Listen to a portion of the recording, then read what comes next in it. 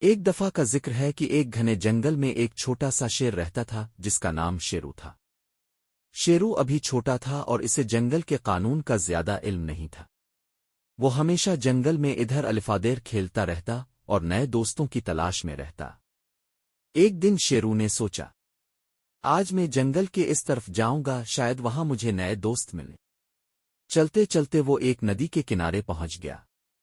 وہاں اس کی ملاقات ایک ہرن سے ہوئی۔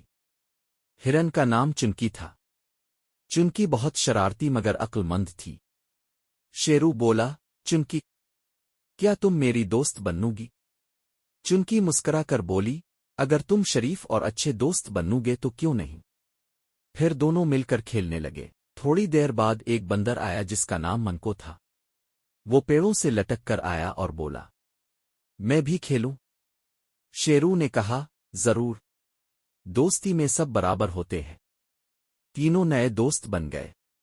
وہ جنگل میں مل کر چھپن چھپائی، پھولوں کے ہار بنانا اور ندی میں پانی چھلکانا کھیلنے لگے۔ لیکن اچانک اندھیرا چھا گیا۔ تینوں گھبرا گئے۔ جنگل میں اندھیرے میں راستہ ڈھونڈنا مشکل تھا۔ منکو بولا، چلو، میں اونچی شاخ پر چڑھ کر دیکھتا ہوں راستہ کہاں ہے۔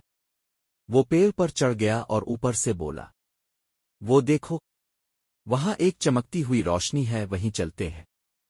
تینوں مل کر روشنی کی طرف چلنے لگے۔ وہاں انہیں ایک بوڑھا ببر شیر ملا جو جنگل کا رکھوالا تھا۔ اس نے کہا، تم سب چھوٹے ہو، جنگل میں اکیلے نہ پھرا کرو، مگر میں خوش ہوں کہ تم نے ایک دوسرے کی مدد کی۔